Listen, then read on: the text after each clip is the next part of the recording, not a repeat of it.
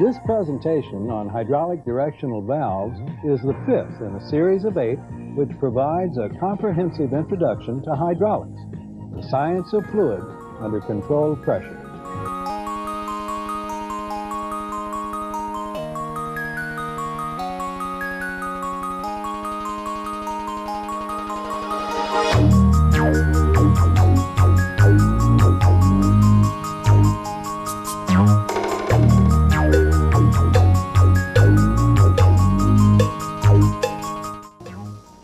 I'm Paul Cook for Sperry Vickers. Directional valves are often classified as poppet type, rotary type, and probably the most commonly used, the sliding spool type. This is the poppet type check valve, with its poppet held on its seat by a light spring. Flow into the outlet port adds to the spring load, preventing reverse flow. Flow to the inlet port overcomes the light spring force, usually about 5 psi, and flows freely through. Here we have another check valve, but with a difference. It has a small orifice through the poppet. It permits free flow in one direction and a restricted flow in the other. This valve is called, how did you guess it, a restriction check valve. There are times when we need to have reverse flow through a check valve, so we add a plunger, which will unseat the poppet when we apply pilot pressure. Now it's getting easy. This is a pilot-operated check valve.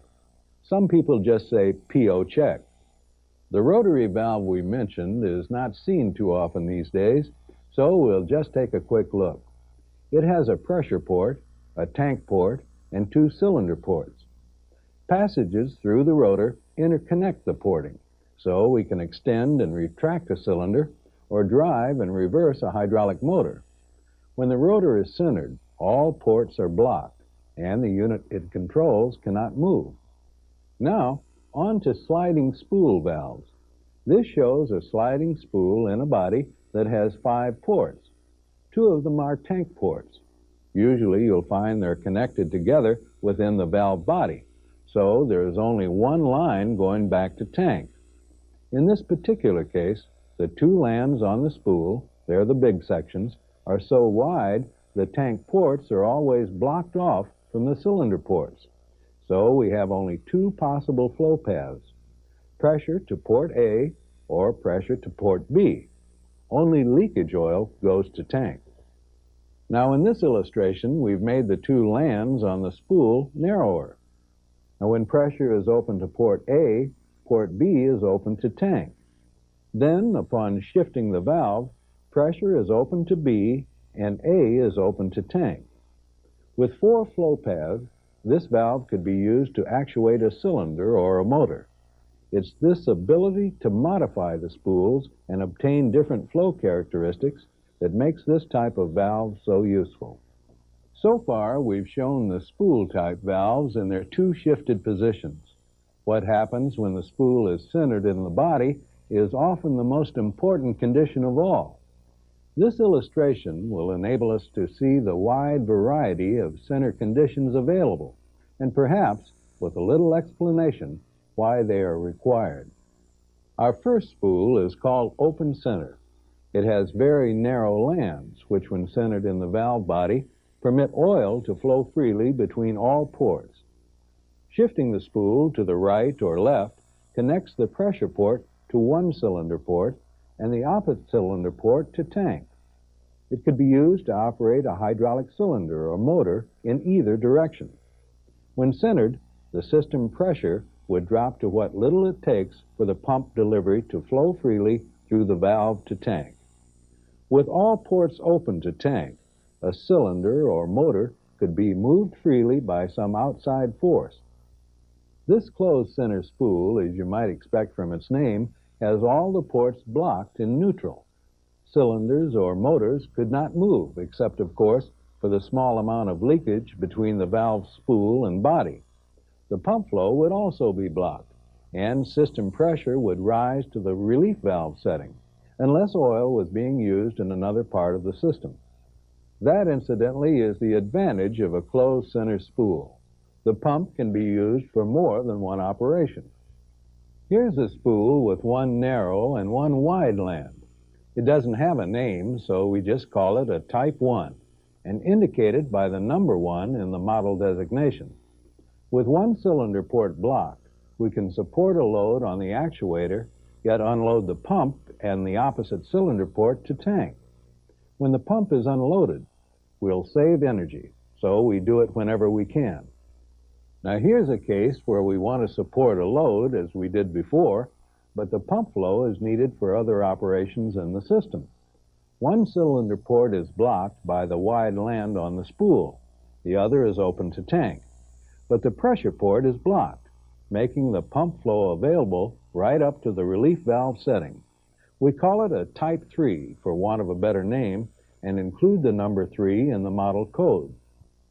Sometimes we want to be able to use the pump delivery elsewhere, but must be able to move the actuator manually for setup purposes or some similar reason.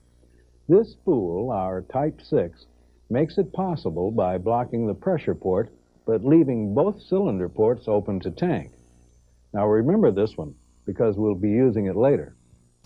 If we've left out any combinations, you could probably figure out how to make them yourself by changing the width of one or the other, or both of the two center lands on the spool.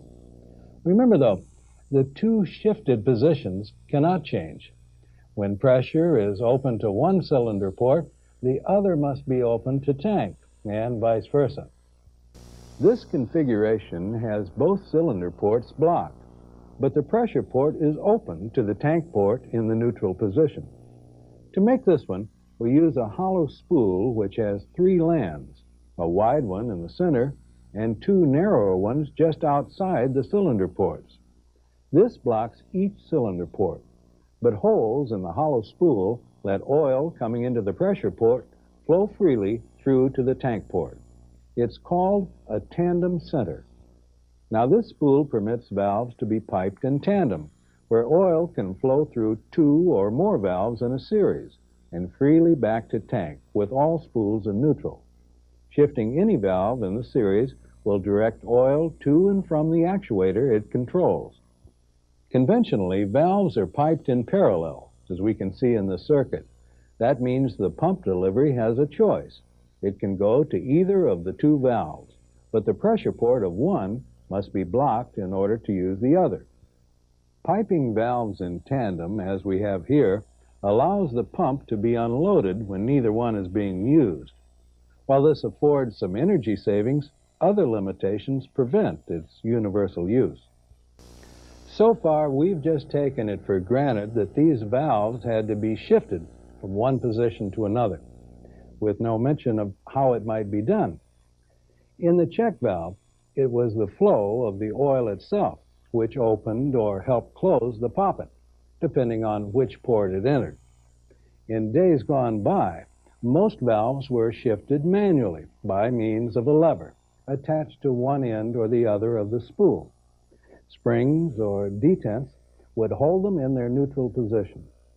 Well, we still use springs and detents, and in some cases cams or levers, but most of today's more sophisticated machinery is controlled electrically using solenoid-actuated valves. This enables us to use push buttons, limit switches, and indicator lights to ease the burden of the machine operator. Solenoids are at their best when used with small valves requiring relatively little force to shift them. Knowing this, most valve manufacturers today use small solenoid-operated valves to control larger valves hydraulically. They're called pilot-operated solenoid-controlled valves. This valve is so universally used that a closer look is in order. Let's start by looking at the mounting surface. These 2 large openings are the cylinder ports. They're identified by the letters A and B cast on the housing. Another way is to remember that these 2 smaller ports lead directly into the cylinder ports and may be used for gauge connections. We know from our spool discussion that the pressure port is located between the cylinder ports, so it must be here. This one is the tank port. The 2 small ports here and here are the pressure and tank ports for the pilot valve. That's the little one on top. We don't see the cylinder ports of the pilot valve because they're connected through internal passages to each end of the spool in the large valve body. In this way, small solenoid-operated valves can control valves large enough to handle several hundred gallons per minute. Most valves of this kind require a minimum of 50 psi for pilot pressure. More often than not, this pilot pressure can be obtained through an internal passage connecting the pressure port of the main valve with the pressure port of the pilot valve. When this is not possible, pilot oil is obtained from an external source, piped into the small port we saw on the mounting surface. Here we have some units which we can use to review. This is a right-angle check valve.